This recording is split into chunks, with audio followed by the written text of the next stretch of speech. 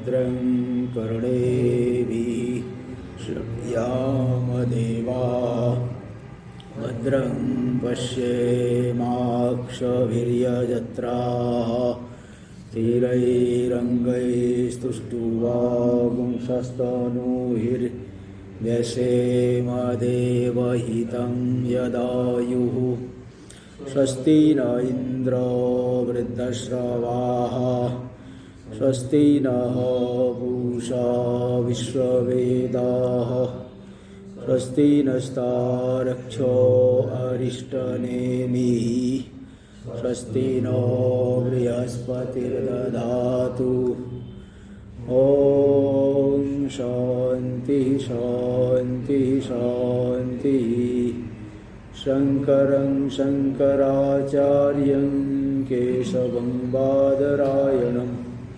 सूत्रभाष्यकृतौ वन्दे भगवन्तौ पुनः पुनः ईश्वरो गुरुरात्मेति मूर्तिभेदविभागिने व्योमवद्व्याप्तदेहाय दक्षिणामूर्तये नमः। ओम शांति शांति शांति। अथर्ववेदीय मांडुक्योपनिषद के जो चतुर्थ प्रकरण है हलात शांति प्रकरण, इसमें 61वीं कारिका चल रही है। यथा स्वप्ने द्वयाभासम, जैसे स्वप्न में चित्त द्वैत जैसा मालूम पड़ता है। कैसे मालूम पड़ता है? माया के कारण, माया से ही विपरीत रूप में दिखता है। चित्त का नाना प्रकार का परिणाम स्वप्न में होता है। इसका 4 नंबर टिप्पणी में दे दिए, प्रतिपाद्य प्रतिपादकयोर द्वयोर आभासो। प्रतिपाद्य प्रतिपादक दो, ऐसे जो दो द्वैत का आभास जहाँ पे होता है, यह तृतीय क्रिया विशेषणम, मतलब प्रतिपाद्य प्रतिपादक द्वैता कारण प्रतिभासनम यथा स्यात् तथा चित्तम मन। प्रतिपाद्य प्रतिपादक द्वैताकार से प्रतिभान जिस प्रकार के हो उस प्रकार के चलन से युक्त हो जाता है चित्त माया से। इसी तरह से जागृत तथा जागृत द्वयाभासम, इसी तरह से जागृत में भी वह चित्त द्वैताकार से परिणत हो जाता है, द्वैत रूप से भाषित होता है माया से ही। ये जान लेना चाहिए। इसी को दे है टीका में दे रहे, स्वप्ने प्रतिपाद्य प्रतिपादक द्वैतस्य चित्त स्पंदन मात्र चित्त स्पंदित मात्रत्वेपि। स्वप्न में जो प्रतिपाद्य प्रतिपादक द्वैत है वो चित्त स्पंदन मात्र है, चित्त का परिणाम मात्र है। अविद्या से चित्त का उस प्रकार का परिणाम है। तो ऐसा होने पर भी जागरिते कथम तथा स्यात्, जागृत में कैसे चित्त का स्पंदन मात्र होगा? इत्याशंका है। ऐसी आशंका होने पर कारिका नंबर 62 दे रहे, अद्वयं च द्वयाभासं चित्तं स्वप्नेन संशयः। अद्वयं च द्वयाभासं तथा जाग्रत् न संशयः।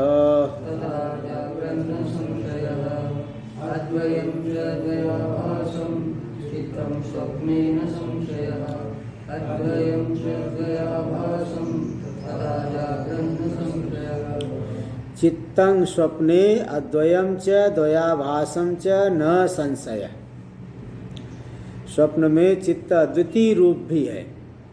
अद्वितीय रूप कैसे है? अधिष्ठान रूप से। अधिष्ठान है आत्मा, सबका अधिष्ठान आत्मा, चित्त का भी अधिष्ठान आत्मा है। अधिष्ठान रूप से अद्वितीय रूप है। 1 नंबर टिप्पणी जो है यही पे है। 1 नंबर टिप्पणी प्रथम पंक्ति में ही अद्वयं च, द्वितीय पंक्ति में नहीं करके प्रथम पंक्ति में ही टिप्पणी है। तो अद्वयं च का अर्थ टिप्पणी में दे दिए है, अधिष्ठान स्वरूपतया एकम स्वप्ने चलति इति अनुवर्तते।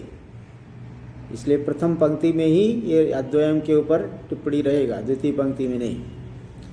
तो स्वप्न में चित्त अद्वितीय भी है, अधिष्ठान रूप से अद्वितीय है, और वासनाओं के माध्यम से ग्राह्य ग्राहक द्वैत के रूप में भी दिखाई पड़ रहा है। द्वयाभासम च, द्वैत रूप से भाषित भी हो रहा है, नाना प्रकार का उसमें परिणाम दिख रहा है। इसमें संशय नहीं है, इसमें कोई जो है संदेह भी नहीं है। अद्वितीय रूप भी है, द्वैत रूप से भी परिणत हो रहा है। और अद्वयम च द्वयाभासम तथा जागृत न संशय, इसी तरह से जो हमारा चित्त है अद्वितीय भी है और द्वयाभास भी है। जागृतकालीन चित्त का ही परिणाम जो है पूरा जगत दिख रहा है और अधिष्ठान रूप से चित्त अद्वितीय है, इसमें कोई संशय नहीं है। टीका में पनुरुक्त्यं श्लोकयोर आशंक्य, बोले श्लोक तो पहले भी आ चुके हैं, पेज नंबर 173 में और 74 में आ चुका है, तो क्यों जो है लाए, वहाँ थोड़ा शब्दावली केवल भिन्न है। वहाँ जो 173 अपने अथा स्वप्ने द्वयाभासं स्पंदते मायया मना तथा जागृत द्वयाभासं स्पंदते मायया मना अद्वयं च द्वयाभासं मनः स्वप्ने न संशय अद्वयं च द्वयाभासं तथा जागृत न संशय। तो मन चित्त शब्द के स्थान पे मनः शब्द आया है, बाकी तो पूरा वही है, इसलिए यहाँ पे पुनरुक्ति दोष हो रहे। पुनरुक्त्यम श्लोकयोर आशंक्य, इन दोनों ही श्लोकों की पुनरुक्ति हो रही है, ऐसी आशंका होने पर उत्तर दे रहे कि नहीं, शंकांतर निरासार्थत्वात्, अन्य शंका का निराश करने के लिए यह श्लोक है, इसलिए पुनरुक्ति दोष नहीं है। मैं एवं इसलिए ऐसा मत कहो, अन्य शंका का निराश करने के लिए श्लोक दोबारा आया है। कि जन्मादि शंका और प्रतिपाद्य प्रतिपादक जो द्वैत है ये तो है, कैसे अद्वितीय कहोगे? तो इसको जो है बताए कि कोई जो है जन्मादि चित्तादि की नहीं है और दृश्य की नहीं है, माया से ही दिख रहा है। तो अन्य शंका का निराश करने के लिए श्लोक आया है दोबारा, इसीलिए पुनरुक्ति दोष नहीं कहा जा सकता, क्योंकि जब प्रयोजन संभव है तो पुनरुक्ति की कोई आक्षेप नहीं किया जा सकता। इसलिए मैवम इति मनवाना सन आह, ऐसा मत कहो, ऐसा मानते हुए उत्तर दे रहे। यत् पुनरिति भाष्य में एक पंक्ति दिए है, यत् पुनर्वाग गोचरत्वं परमार्थतो अद्वयस्य विज्ञान मात्रस्य तन्मनस स्पंदन मात्रम न परमार्थता इति। जो यह कहा गया कि वाग गोचरत्वम शब्द प्रतिपाद्यत्वम परमार्थतो अद्वयस्य विज्ञान मात्रस्य तन्मनस स्पंदन मात्रम न परमार्थता इति। पुनर्वाग गोचरत्वम यानी शब्द के द्वारा प्रतिपाद्यत्व जो कहा जा रहा है अद्वितीय में, तो विज्ञान मात्र से जो प्रतिपाद्यत्व आदि से असंस्पृष्ट है, ऐसा जो अद्वैत को वाग गोचरत्व जो कहा जा रहा है, तन मनसा स्पंदन मात्र, वो मन का स्पंदन मात्र है, मन के द्वारा केवल कहने योग्य है, स्पंदन मन का परिणाम मात्र है, न परमार्थ। परमार्थतः अद्वैत में वाणी का वाग गोचरत्व शब्द प्रतिपाद्यत्व नहीं बन पाएगा, इसलिए प्रतिपाद्यत्व आदि की शंका नहीं कर सकते। क्योंकि शंका कल आई थी ना, आत्मा यदि शब्द का विषय नहीं है तो बड़े व्याख्याताओं ने इतनी मोटी मोटी पुस्तकें कहाँ से लिख दी, शब्दों के द्वारा कैसे प्रतिपादन कर दिए हैं, प्रतिपाद्यता को कैसे प्राप्त कर लिया है आत्मा ने। तो इस ऐसी आशंका होने पर कह रहे जो प्रतिपाद्य प्रतिपादक रूपी जो द्वैत है चित्त का स्पंदन मात्र है, एक कल्पना मात्र है, अविचार से सुंदर दिख रहा है, विचार के बिना मनोहर लग रहा है, वास्तव में उसमें प्रतिपाद्य प्रतिपादक भाव संभव ही नहीं है। ये यहाँ पे समाधान दे दिए, यत् पुनरिति। और जैसे भ्रांति का भूत निकालना हो तो भ्रांति का उपाय भी करना पड़ता है। ऐसे जो प्रतिपाद्य प्रतिपादक भाव में जिसका ज़्यादा दुराग्रह है, तो उसकी इस भ्रांति को मिटाने के लिए शब्द के द्वारा बता देते हैं कुछ, केवल भ्रांति दूर करने के लिए। तो वास्तव में मनवाड़ी का विषय नहीं है, तो भी जो अविचार से रमणीय दिख रहा है संसार, उसमें सत्यत्व बुद्धि का वारण करने के लिए अधिष्ठान का प्रतिपादन किया जाता है। लक्षणावृत्ति से उसमें जगत के अभाव को बताया जाता है। तो यहाँ पे हो गया उक्तार्थ श्लोक। श्लोक का जो शब्दार्थ है और तात्पर्य अर्थ है तो पहले बता चुके हैं। यहाँ पे एक अन्य शंका, प्रतिपाद्य प्रतिपादक आदि शंका जो की गई उसका समाधान करने के लिए दोबारा ला दी। वाचो गोचरी भूतस्य द्वैतस्य असत्वे हेत्वंतरम आचक्षाणो दृष्टान्तम आचष्टि। वाणी का विषय भूत जो द्वैत है वह द्वैत वास्तव में नहीं है। द्वैत के असत होने में अन्य हेतु को बताते हुए, अन्य हेतु क्या है 6 नंबर टिप्पणी में दे दी, हेत्वंतरम इति पूर्वोक्त मायामयत्व हेतु अपेक्षया चित्त व्यतिरेकेण असत्व रूपम हेत्वंतरम। पूर्वोक्त मायामयत्व हेतु की अपेक्षा जो अन्य हेतु क्या है, चित्त व्यतिरेकेण असत्वम, चित्त से व्यतिरिक्त रूप से नहीं होना, चित्त से अलग नहीं है, चित्त का परिणाम मात्र है, इसीलिए द्वैत असत्य है, मिथ्या है। इस हेतु को बताते हुए दृष्टांतम आचष्टे, दृष्टांत दे रहे श्लोक नंबर 63। स्वप्न दृक् प्रचरन् स्वप्ने दिक्षु वै दशसु स्थितान् अंडजान स्वेदजान वापि जीवान पश्यति यान सदा।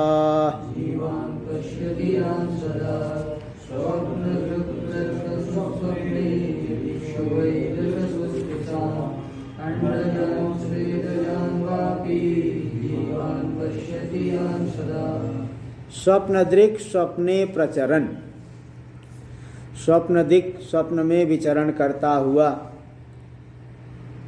दशसु दिक्षु स्थितान अंडजान स्वेदजान वापि जीवान यान सदा पश्यति तान वस्तुतः भिन्ना न सन्ति चित्त व्यतिरेकेण न सन्ति, स्वप्न दृक् व्यतिरेकेण न सन्ति।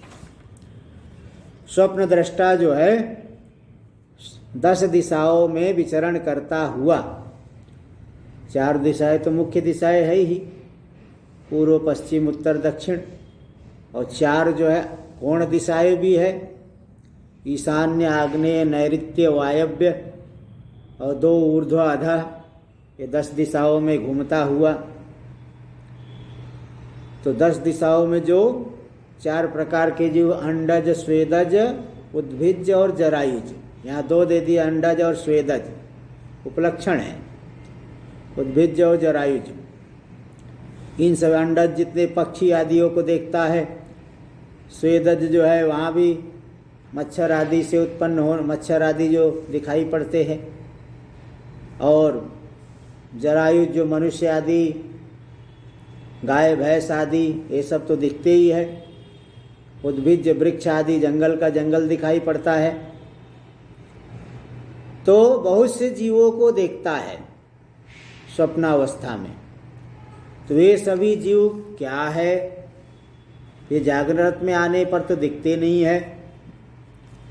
तो बताए कि चित्त से अतिरिक्त नहीं है, चित्त की कल्पना मात्र है, और स्वप्न का जो चित्र है वह भी दृष्टा से अतिरिक्त नहीं है। स्वप्न का दृश्य चित्त से अतिरिक्त नहीं है, और चित्त जो है दृष्टा से अतिरिक्त नहीं है। चित्त की कल्पना से दृश्य, और चित्त भी दृश्य बन रहा है दृष्टा के लिए, तो अदृष्टा से अतिरिक्त कुछ भी नहीं है, न चित्त न दृश्य। तो जिन सभी को देख रहा है वह वास्तव में दृष्टा से अतिरिक्त नहीं है, ये सिद्ध हुआ। अगले श्लोक में भी बता देंगे, देख लीजिए टीका में। यान पश्यति ते न विद्यन्ते पृथक, जिन जीवों को वह स्वप्न दृष्टा देखता है वे पृथक रूप से विद्यमान नहीं है। इति उत्तरत्र संबंध है, इस तरह से आगे के साथ संबंध कर लेना। श्लोकस्य तात्पर्यमा, श्लोक का तात्पर्य क्या है? इतश्च इति भाष्य में, इतश्च वाक् गोचरस्य अभावो द्वैतस्य, इस हेतु से भी वाणी का विषयीभूत जितना द्वैत है उन सब का अभाव है। इसमें ये भी कारण है। क्या कारण है? इस हेतु से मतलब किस हेतु से? इत शब्दार्थम एवं स्फुटयन अक्षराणि व्याचष्टे स्वप्नानिति, इतः शब्द के अर्थ का स्पष्टीकरण करते हुए अक्षरों की व्याख्या करे स्वप्नान इति भाष्य में। स्वप्नान पश्यति इति स्वप्न दृक्, स्वप्न को देखता है तो वह स्वप्न दृक् है। तो प्रचरण यानी पर्यटन स्वप्ने, स्वप्न में पर्यटन करता हुआ घूमता हुआ स्वप्ने स्वप्न स्थाने दिक्षु वै दशसु स्थितान, 10 दिशाओं में स्थित वर्तमानान जीवान प्राणिनो, वर्तमान जो जीव है प्राणी है जो कि अंडजान स्वेदजान वा यान सदा पश्यति, चाहे अंडज है उद्भिज है स्वेदज है जरायुज है, जिनको भी देखता है वे वास्तव में पृथक विद्यमान नहीं है। टीका में इतः शब्दार्थम एवं स्फुटयन अक्षराणी व्याचष्टि, इतः शब्द के अर्थ को स्पष्टीकरण करते हुए श्लोक के अक्षरों की व्याख्या करे। स्वप्नान, स्वप्न में जो पदार्थ है उनको देखता है वह वास्तव में न ते विद्यते इति पूर्ववद अन्वय, पूर्व में तो बता ही दिए है वे वास्तव में विद्यमान नहीं होते। स्वप्न दृशो विषय भूतानां भेदानां तत्र दृश्यात्मानत्वेपि, स्वप्न दृष्टा के विषय स्वरूप है वो भेद वहाँ पे दिखते हैं। तो तत्र दृश्यमानत्वेपि, स्वप्न में वे भेद दिखने पर भी द्वैत भेद मिथ्यात्वे किम आयातम, द्वैत भेद के मिथ्या होने पे क्या मिला हमें। स्वप्न दृष्टा के विषयभूत भेद भले दिख रहे हैं किंतु द्वैत भेद के मिथ्या होने में हमें क्या प्राप्त हुआ। कैसे द्वैत भेद को मिथ्या मान लिया जाए, उस विषय में मिला क्या वो बताइए। इति पृच्छति, इस तरह से पूछ रहा है पूर्व पक्षी। यदि इति, यदि एवं ततः किम, यदि ऐसी बात है वहाँ दिख रहे हैं भेद स्वप्न दृष्टा को, तो इससे क्या मिला उच्यते। तो वो श्लोक उत्तर श्लोकेन उत्तर वहाँ अगले 64 नंबर वाले श्लोक से इसका उत्तर दे रहे हैं। कारिका नंबर 64 देखिए। स्वप्न दृक् चित्त दृश्यास्ते न विद्यन्ते तथा पृथक्, तथा तदृश्यमेवेदं स्वप्न दृक् चित्तमिष्यते।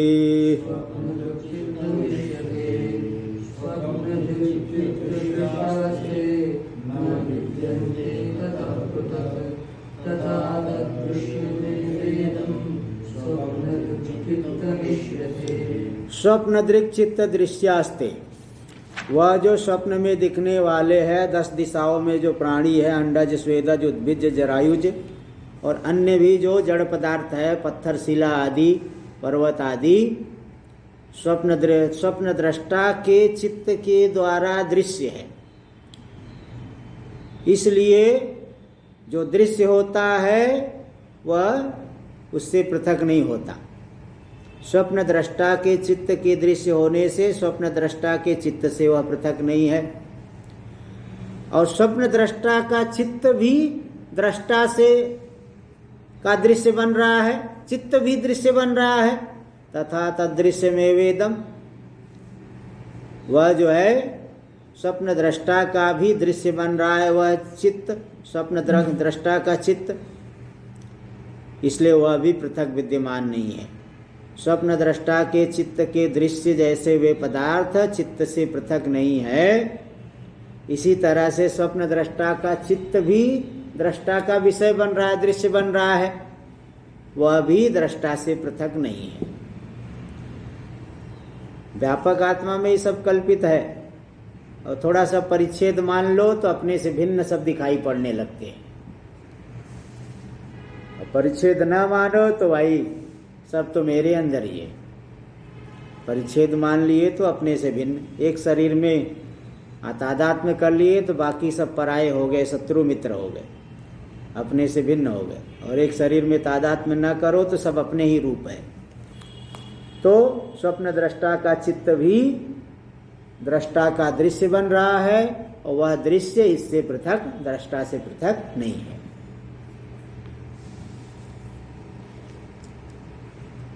टीका में श्लोकाक्षराणि योजयन कर्मधारयं व्यावर्तयति।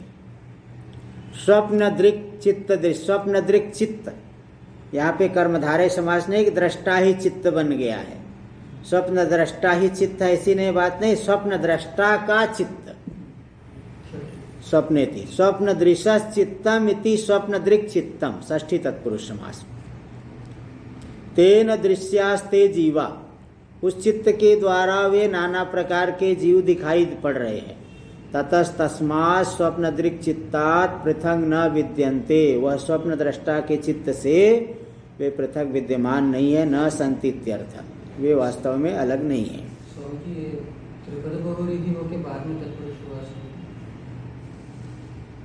त्रिपद बहुब्री कहाँ है? षष्ठी तत्पुरुष बता रहे हैं ना। तो मतलब जैसे स्वप्न दृक् उसके वो पहले बन के बाद में चित्त। हाँ, स्वप्न दृक् बना लो, स्वप्नम पश्यति इति स्वप्न दृक्, स्वप्नम पश्यति इति स्वप्न दृक्, ये उपपदम अतिंग समास हुआ है, उपपदम अतिंग। स्वप्नम पश्यति इति स्वप्न दृक् और तस्य दृश्यम इति स्वप्न दृक् चित्त दृश्यम। हाँ, स्वप्न दृक् चाह तस्य चित्त, तस्य यानी स्वप्न दृक् दृश्य चित्तम, तो षष्ठी तत्पुरुष समास हो गया।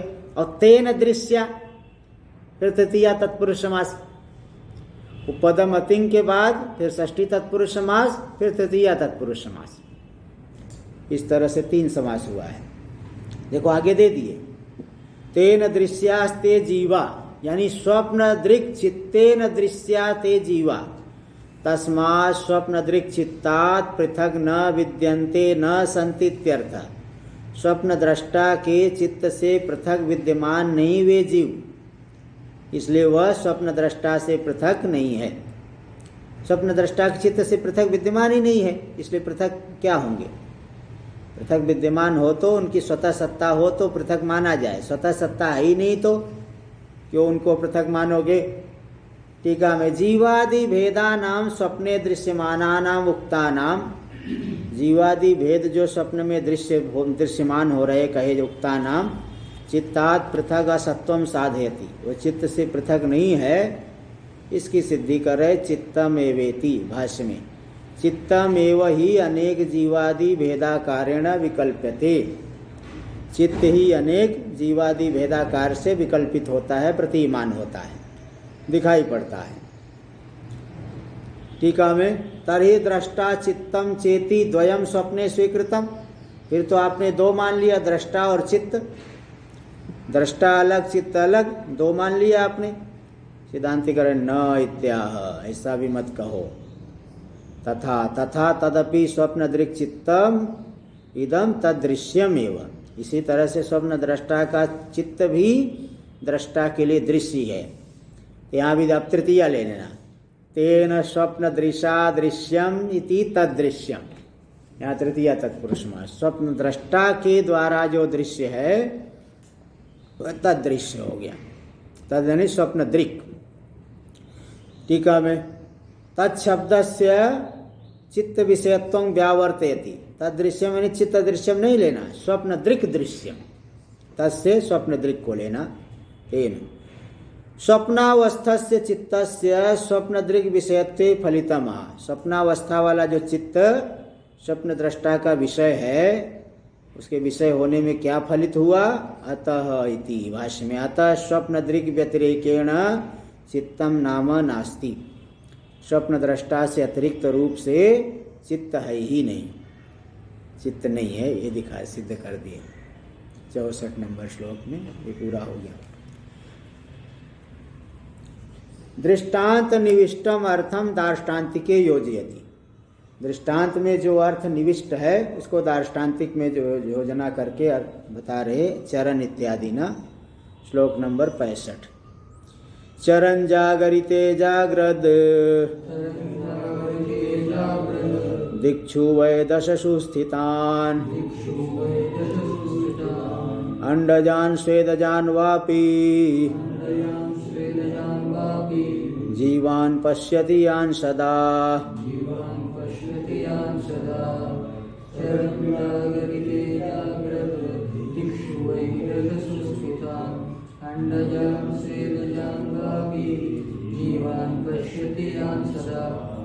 चरण जागरिते जागृत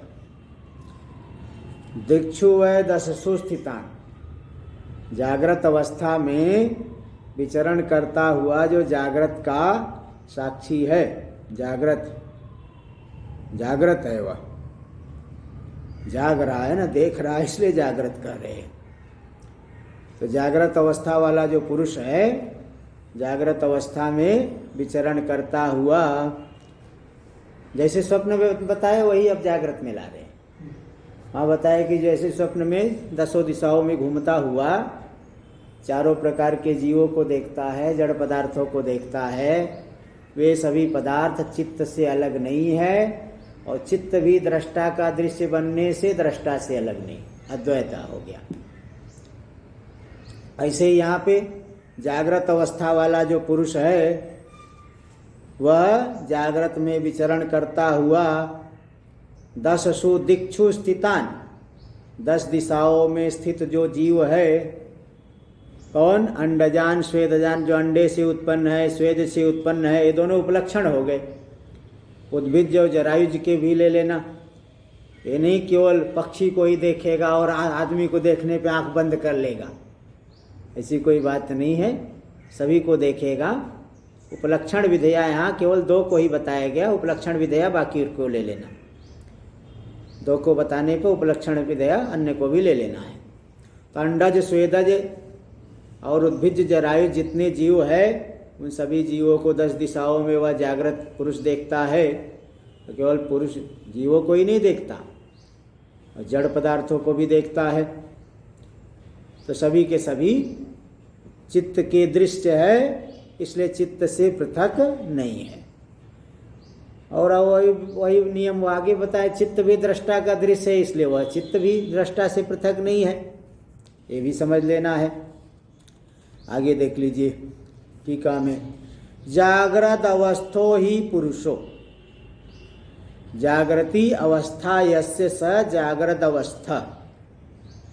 जागृत अवस्था वाला जो पुरुष है,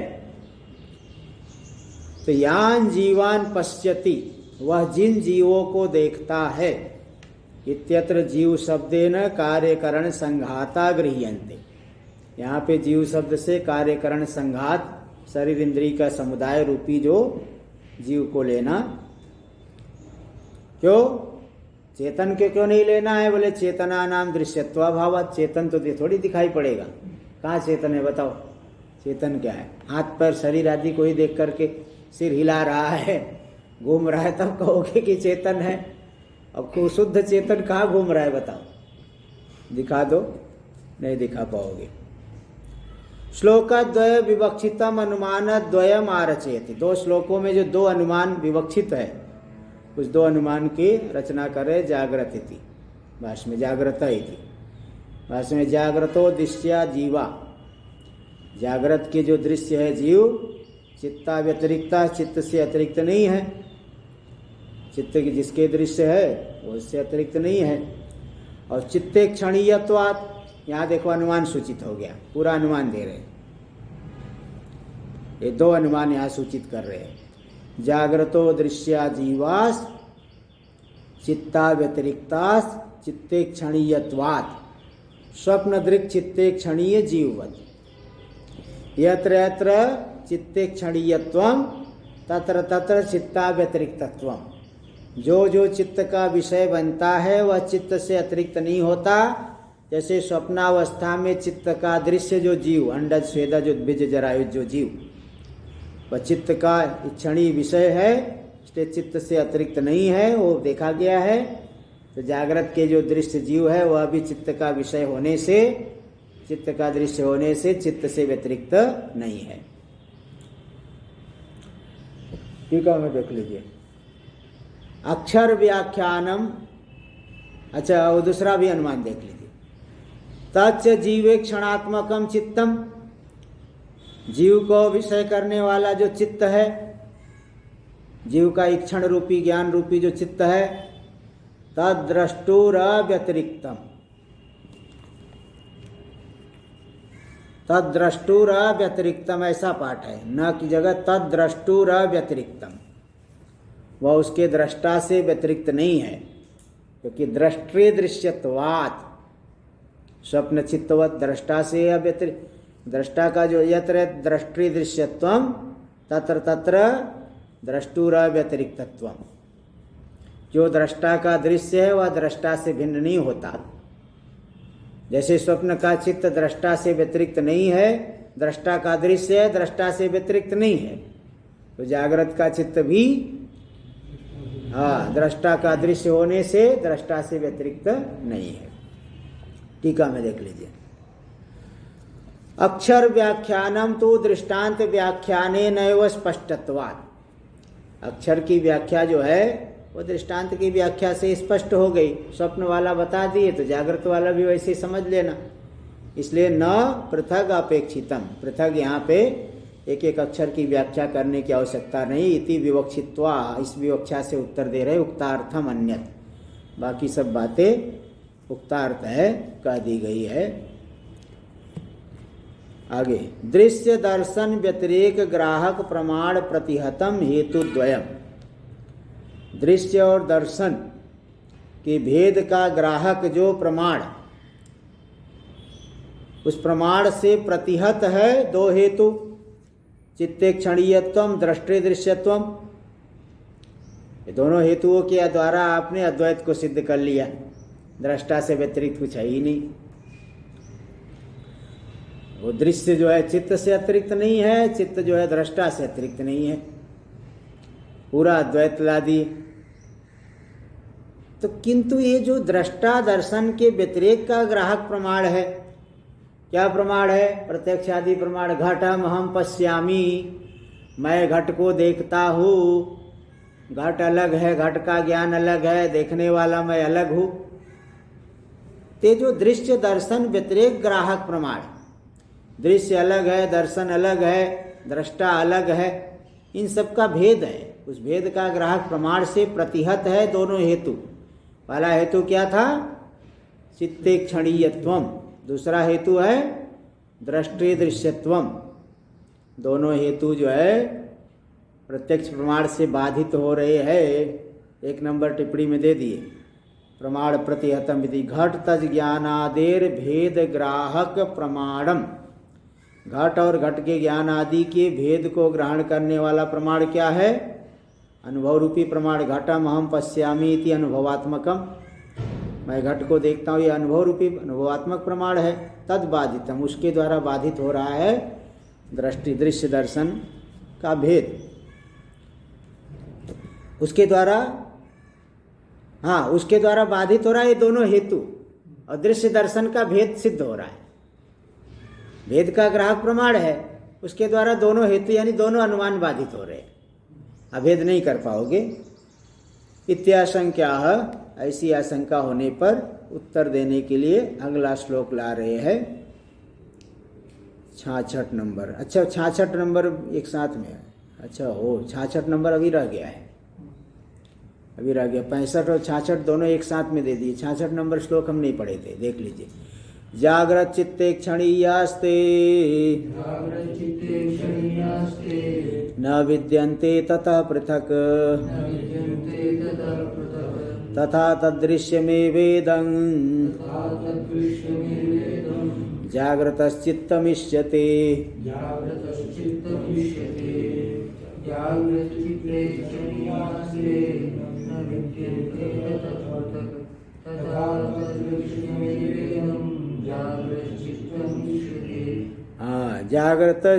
जागृत चित्त के दृश्य है वे जो सभी जीव।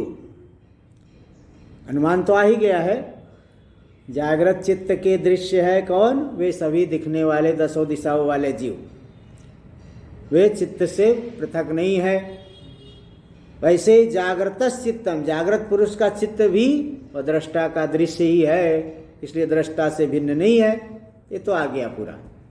अब इसके बाद जो शंका करेंगे कि नहीं, दृष्टा और दृश्य दर्शन ज्ञाता ज्ञान ज्ञेय के भेद का ग्राहक प्रत्यक्ष प्रमाण है। घटम अहम अनुभवामी, घटम अहम जानामी, इस अनुभव से सिद्ध हो रहा है घट अलग है, मैं अलग हूँ, जानने वाला ज्ञान अलग है।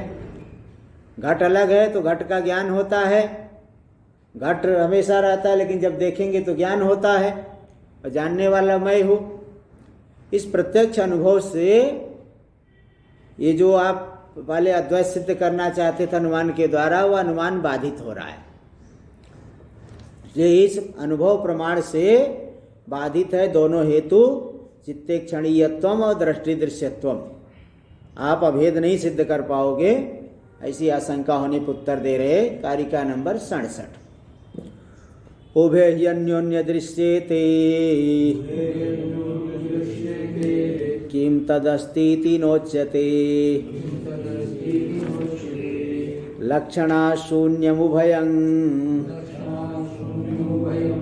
तन्मते नैव गृह्यते।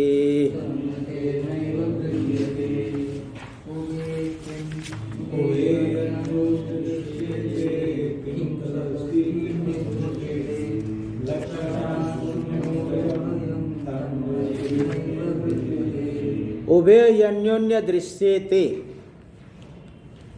उभे दोनों, दोनों मतलब स्वप्नावस्था और जागृत अवस्था के चित्त और चित्त का जो विषय जीव आदि बन रहे हैं, दोनों परस्पर एक दूसरे के दृश्य है, एक दूसरे के दृश्य बनते हैं, एक दूसरे के द्वारा जाने जाते हैं।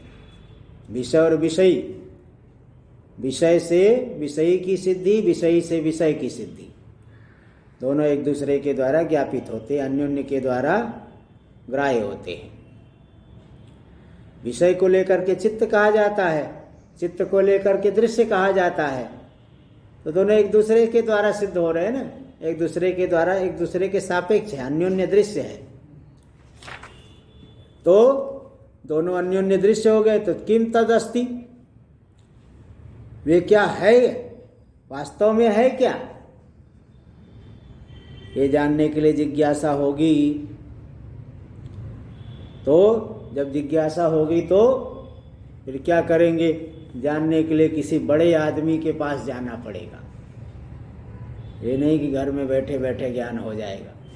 इंद्र और विरोचन अपने अपने राज्य को छोड़ करके प्रजापति के पास गए। ऐसे ही जब किसी को परमार्थती चीज को जानने की जिज्ञासा होगी तो अपना जो है बिस्तर छोड़ के जाना पड़ेगा, किसी बड़े आदमी के पास जाएंगे कि चित्त और चित्त का दृश्य क्या वास्तव में है, एक दूसरे के द्वारा सापेक्ष एक दूसरे के दृश्य बन रहे हैं।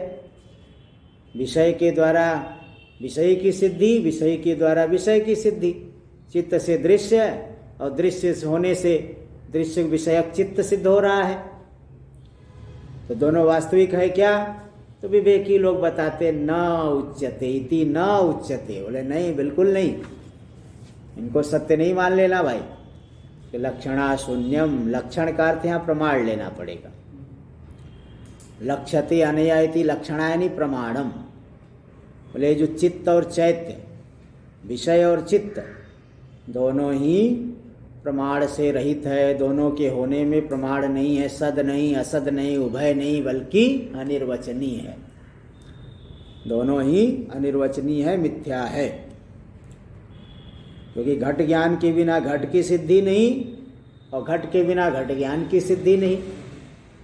तो जो सापेक्ष सिद्धि, दूसरे की अपेक्षा से सिद्धि जिसकी होती हो, मतलब उसके पास अपना कोई नहीं, कुछ नहीं है। उधार लेकर के धनी बने हुए हो, मतलब आपके पास खुद का नहीं है।